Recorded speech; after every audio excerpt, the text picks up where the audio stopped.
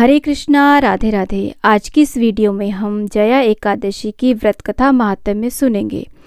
धर्मराज युधिष्ठिर बोले, हे भगवान, आपने माघ मास के कृष्ण पक्ष की षटतिला एकादशी का अत्यंत सुंदर वर्णन किया। आप स्वदेज, अंडज, उद्भिज और जरायुज चारों प्रकार के जीवों के उत्पन्न, पालन और नाश करने वाले हैं। अब आप कृपा करके माघ मास के शुक्ल पक्ष की एकादशी का वर्णन कीजिए। इसका क्या नाम है, इसके व्रत की क्या विधि है और इसमें कौन से देवता का पूजन किया जाता है। श्री कृष्ण कहने लगे कि हे राजन, इस एकादशी का नाम जया एकादशी है। इसका व्रत करने से मनुष्य ब्रह्म हत्या आदि पापों से छूटकर मोक्ष को प्राप्त होता है तथा इसके प्रभाव से भूत, पिशाच आदि योनियों से मुक्ति हो जाती है। इस व्रत को विधि पूर्वक करना चाहिए। अब मैं तुम्हें पद्म पुराण में वर्णित इसकी महिमा की एक कथा सुनाता हूँ। देवराज इंद्र स्वर्ग में राज करते थे। अन्य सभी देवगण सुखपूर्वक स्वर्ग में रहते थे। एक समय इंद्र अपनी इच्छानुसार नंदनवन में अप्सराओं के साथ विहार कर रहे थे और गंधर्व गान कर रहे थे। उन गंधर्वों में प्रसिद्ध पुष्पदंत तथा उसकी कन्या पुष्पवती और चित्रसेन तथा उसकी स्त्री मालिनी भी उपस्थित थे। साथ ही मालिनी का पुत्र पुष्पवान और उसका पुत्र माल्यवान भी उपस्थित थे। पुष्पवती गंधर्व कन्या माल्यवान को देखकर उस पर मोहित हो गई और माल्यवान पर काम बाण चलाने लगी। उसने अपने रूप, लावण्य और हाव भाव से माल्यवान को वश में कर लिया। हे राजन, वह पुष्पवती अत्यंत सुंदर थी। अब वे इंद्र को प्रसन्न करने के लिए गान करने लगे, परंतु परस्पर मोहित हो जाने के कारण उनका चित्त भ्रमित हो गया था। इनके ठीक प्रकार न गाने तथा स्वर ताल ठीक नहीं होने से इंद्र इनके प्रेम को समझ गया और उन्होंने इसमें अपना अपमान समझकर उनको शाप दे दिया। इंद्र ने कहा, हे मूर्खों, तुमने मेरी आज्ञा का उल्लंघन किया है, इसलिए तुम्हारा धिक्कार है। तुम दोनों स्त्री पुरुष के रूप में मृत्युलोक में जाकर के पिशाच रूप धारण करो और अपने कर्म का फल भोगो।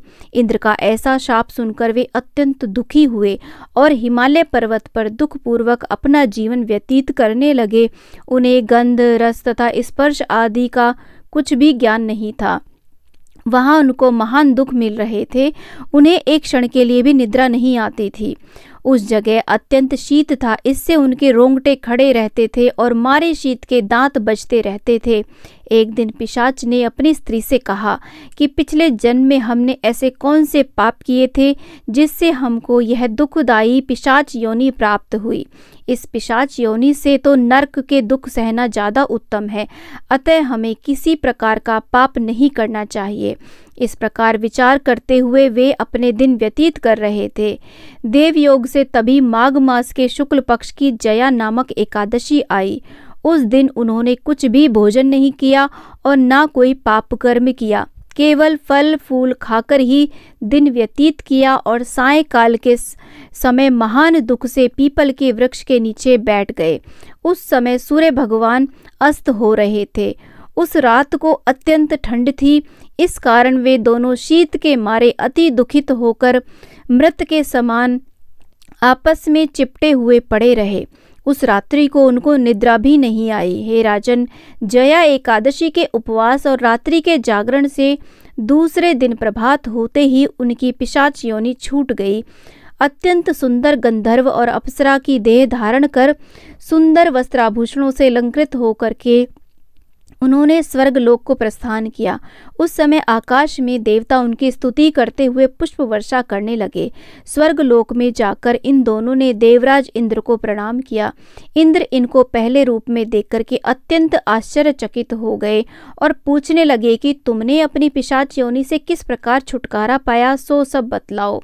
माल्यवान बोले कि हे देवेंद्र, भगवान विष्णु की कृपा और जया एकादशी के व्रत के प्रभाव से ही हमारी पिशाच देह छूटी है तब इंद्र बोले कि हे माल्यवान, भगवान की कृपा और एकादशी का व्रत करने से न केवल तुम्हारी पिशाच योनि छूट गई, वरन हम लोगों के भी वंदनीय हो गए हो, क्योंकि विष्णु और शिव के भक्त हम लोगों के वंदनीय हैं। अतः आप धन्य हैं। अब आप पुष्पवती के साथ जाकर के विहार करो। श्री कृष्ण कहने लगे कि हे राजा युधिष्ठिर, इस जया एकादशी के व्रत से बुरी योनि छूट जाती है। जिस मनुष्य ने इस एकादशी का व्रत किया है उसने मानो सब यज्ञ, जप, दान आदि कर लिए। जो मनुष्य जया एकादशी का व्रत करते हैं वे अवश्य ही 1000 वर्ष तक स्वर्ग में वास करते हैं। तो ये थी जया एकादशी की व्रत कथा और महात्म्य। जया एकादशी का पूजन हमें कैसे करना है इसका वीडियो चैनल पे आ चुका है, आप इस वीडियो को भी देख सकते हैं। तो आज का ये वीडियो आपको कैसा लगा मुझे कमेंट बॉक्स में ज़रूर बताइएगा। वीडियो थोड़ा सा भी पसंद आया है, यूज़फुल लगा है तो प्लीज़ वीडियो को लाइक, शेयर, चैनल को ज़रूर सब्सक्राइब करिएगा और कॉमेंट बॉक्स में विष्णु भगवान की जय आप अवश्य लिखिएगा। जय विष्णु भगवान।